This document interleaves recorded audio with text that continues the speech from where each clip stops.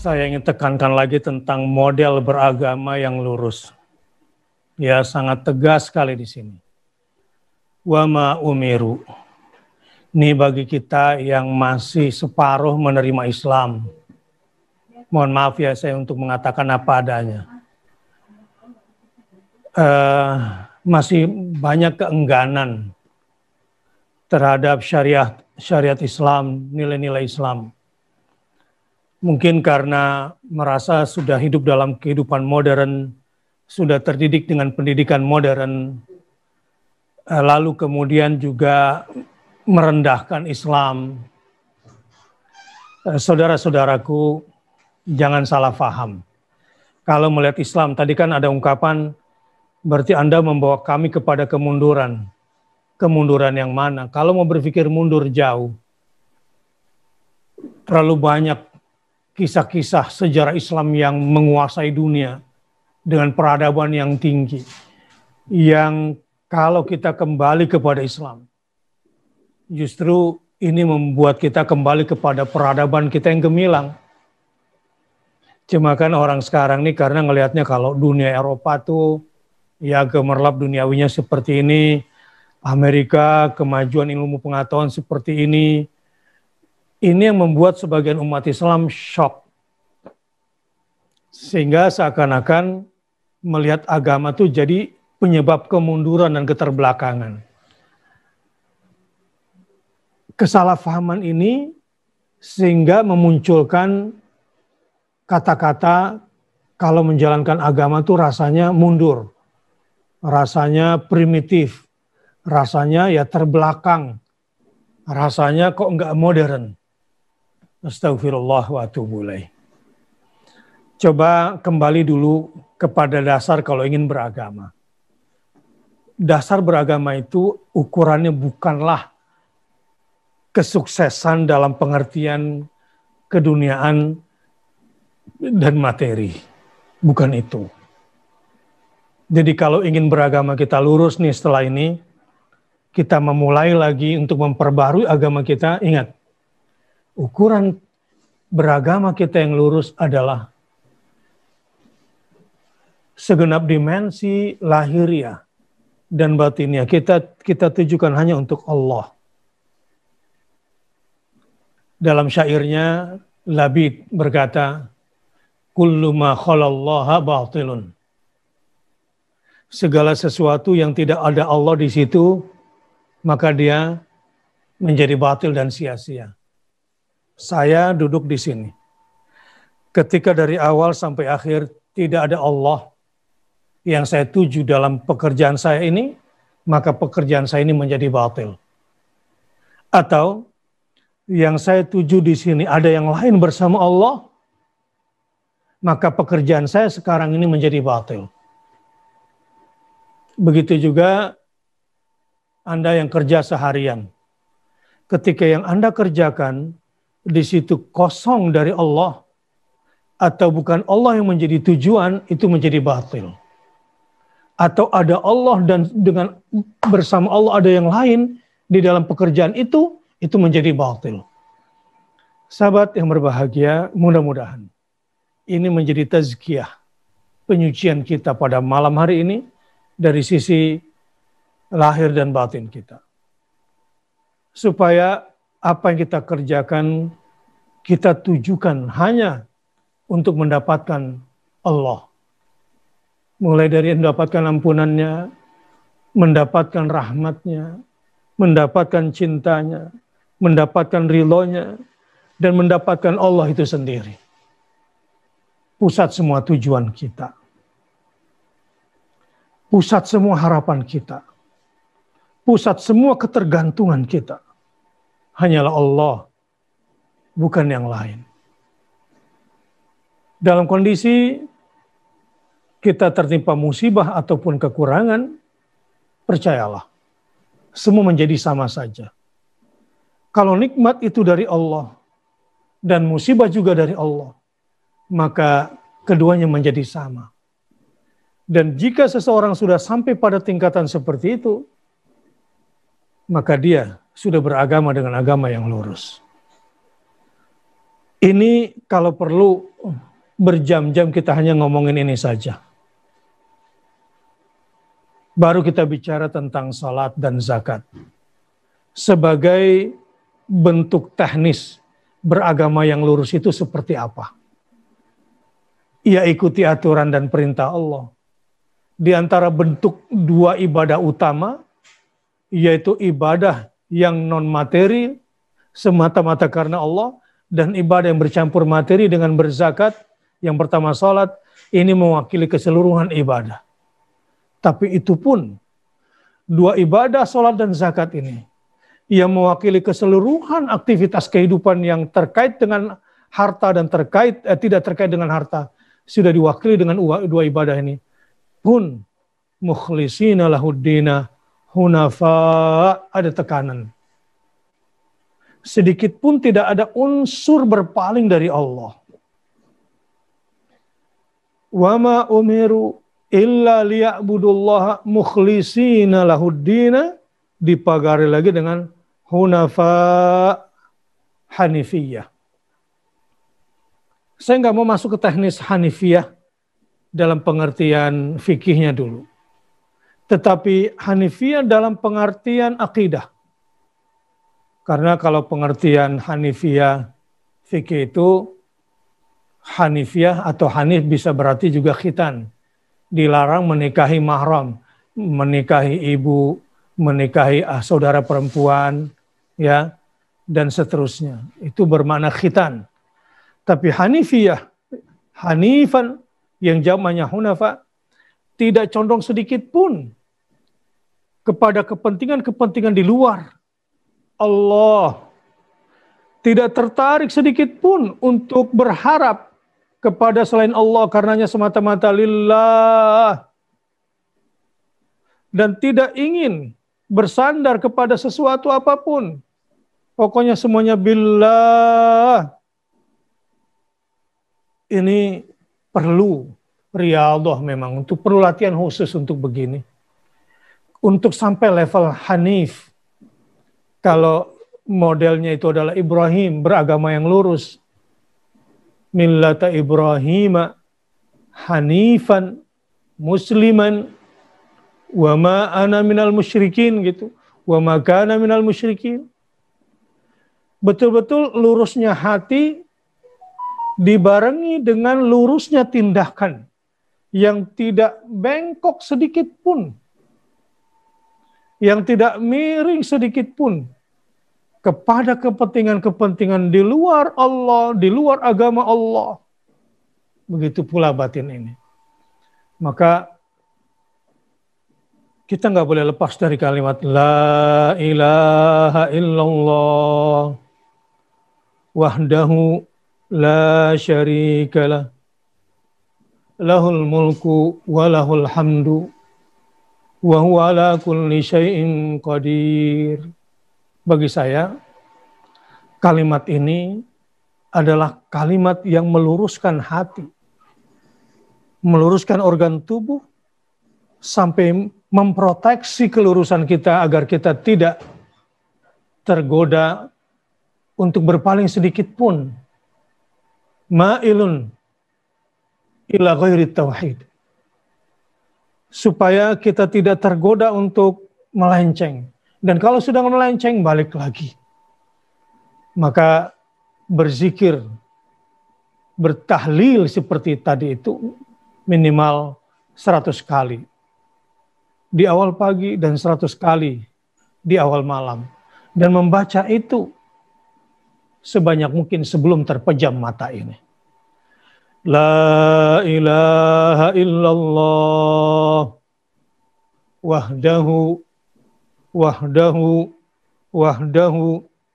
la syarikalah lahul mulku wa lahul hamdu wa huwa ala kulli syai'in qadir. Ini kalimatullah. Semua yang wujud ini akan hancur tanpa kalimat ini. Percayalah, semua yang kita kerjakan akan menjadi sia-sia. Walau kelihatan amal kita sebesar gunung, tapi tidak ada la ilaha illallah wahdahu la syarikalah lahul mulku walahul hamdu wa huwa ala kulli syai'in qadir. Amal kita yang kita lihat seperti gunung itu, kalau tidak ada kalimatullah yang satu ini, kalimatut tauhid ini, semuanya habaan mansura. Gunung itu pada akhirnya akan menjadi kerikil. Kerikil itu akan menjadi debu. Jangan bangga dengan semua amal-amal lahiriah kita. Pak Ustadz cuma bisa ceramah. Saya ini udah bangun masjid Ustadz, 49 miliar. Saya sudah bangun masjid Ustadz, di mana-mana 100 miliar. Bagus. Tapi hendaklah memperbaiki niat kembali. Sahabat-sahabat yang berbahagia, beragama yang lurus dimulai dari kalimat ini. Kalau ada kalimat yang abadi, yang tidak akan pernah lapuk selamanya. Kalimat yang tidak akan pernah lekang karena panas. Kalimat yang tidak akan pernah lapuk karena hujan. Kalimat yang dengannya manusia akan kokoh tegak berdiri. Kalimat yang membuat manusia abadi selama-lamanya. Kalimat yang membuat manusia tidak pernah mati selama-lamanya. Kalimat yang membuat manusia tidak pernah tersentuh oleh tanah. Adalah kalimat ketika di dalam diri manusia semua elemennya sudah berunsur la ilaha illallah wahdahu tidak ada sesembahan selain Allah. Tidak ada yang hak untuk lebih dicinta melebihi Allah. Tidak ada yang hak untuk diharapkan melebihi Allah. Tidak ada yang hak untuk diharapkan melebihi Allah. Tidak ada yang hak untuk disandarkan melebihi Allah. Tidak ada yang hak untuk ditakuti melebihi Allah. Wahdahu, cuma Dia segenap cinta diberikan. Cuma kepada Dia segenap takut disampaikan. Kepada Dia segenap harapan diutarakan. Kepada Dia saja wahdahu disandarkan segala sesuatu. La syarikalah. Tidak ada sekutu baginya dalam cinta. Tidak ada sekutu baginya dalam takut, dalam harap dan dalam sandar. La syarikalah. Sahabat, ketika kalimat ini la ilaha illallah, ditambah lagi wahdahu, ditambah lagi la syarikalah, ini kalimatullah yang membuat kokoh jiwa kita, kokoh hidup kita, kokoh semua niat-niat kita, kokoh semua pekerjaan-pekerjaan kita, kokoh semua perjuangan-perjuangan kita, dan ujungnya tetap kokoh, tak tergoyahkan. Semoga Allah berkenan mengokohkan kalimat itu di dalam hati kita semua. Lalu kita tambah dengan proteksi la syarikalah. Yang membuat kita kadang-kadang miring adalah al-mulk selain mulkullah. Yang membuat kita kemudian menyimpang adalah hamd, pujian. Kita silau kepada selain Allah, kemudian kita memuja dan memuji. Itu pun kita isi dengan kalimat Allah. Lahul mulku walahul hamdu. Miliknya semua kerajaan dan kekuasaan. Miliknya segala puja dan puji. Kita proteksi keimanan kita. Kita bentengi semua amal kita. Kita bentengi semua tujuan-tujuan kita dengan lahul mulku walahul hamdu. Miliknya semata segala kuasa. Miliknya semata segala puja dan puji. Lalu kita deklarasikan puncaknya sebagai finishing. Wa huwa ala kulli syai'in qadir. Sebuah statement, dialah yang berkuasa atas segala sesuatu. Maka Pisau pun tidak melekat pada leher Ismail, apalagi menyembelihnya. Maka api pun bukan cuma enggan menyentuh kulit Ibrahim, tetapi berubah menjadi dingin, bahkan berubah menjadi penyelamat. Tiba-tiba laut itu terbelah untuk Musa alaihissalam. Dan tiba-tiba tongkat orang tua pengembala tak berguna ini tiba-tiba dipukulkan ke batu, memancarlah darinya 12 mata air. Tiba-tiba insyaqqal qamar, bulan pun terbelah di hadapan Muhammad SAW. Tiba-tiba burung yang tadinya telah dicincang menjadi satu dan terbang. Bumi, matahari, tata surya semuanya berjalan pada orbitnya dengan semua proses alamiahnya adalah karena kalimat ini.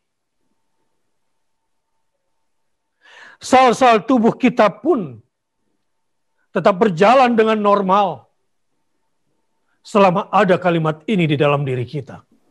Tapi ketika kalimat ini kemudian layu, ketika kalimat ini tidak lagi tegak dan patah, kita sekutukan Allah dari sisi mulkiyah, dari sisi kekuasaan yang sering mengancam kita. Kita sekutukan Allah dengan puja-pujaan yang lain yang kita puja dengan syahwat kita. Disitulah kita hina sehina-hinanya. Maaf sahabat dan maaf Ustaz Deden kalau saya agak mengambil banyak waktu untuk yang satu ini. Ikuti saya dulu semua, dan saya juga berharap memohon kepada Allah agar dikokohkan kembali kalimat tauhid ini di dalam diri kita semua. La ilaha illallah. Rasulullah SAW gerak retorikanya kalau sudah menyebut nama Allah dan akhirat, mengangkat telunjuknya. La ilaha illallah wahdahu la syarikalah lahul mulku wa lahul hamdu wa huwa ala kulli syai'in qadir. Sama-sama. La ilaha illallah wahdahu la syarikalah lahul mulku wa lahul hamdu wa huwa ala kulli syai'in qadir. Ya Allah, tidak ada sesembahan selain Engkau saja di dalam hati kami. Tolong dan bantu kami untuk hancurkan semua berhala-berhala yang ada di dalam jiwa kami. Kami tidak akan sanggup melakukannya kecuali Engkau yang menolong kami, ya Allah. Tidak ada sekutu bagimu, ya Allah. Hanya Engkau saja yang kami inginkan di dalam kehidupan kami lahir dan batin. Jangan sampai ada yang mengecoh kami, kekuasaan para penguasa, dan kehebatan orang-orang hebat, agar kami luruskan lahul mulk wa lahul hamd. Ya Allah, kokohkan keyakinan kami, ya Qadir. Innaka ala kulli syai'in qadir. Sesungguhnya Engkaulah yang maha kuasa atas segala sesuatu. Termasuk maha kuasa untuk menundukkan kami. Hanya tersungkur di hadapan Engkau saja, ya Allah. Semoga kalimat ini kuat dan kokoh dalam kehidupan kita. Percayalah, inilah awal dari sebuah beragama yang lurus.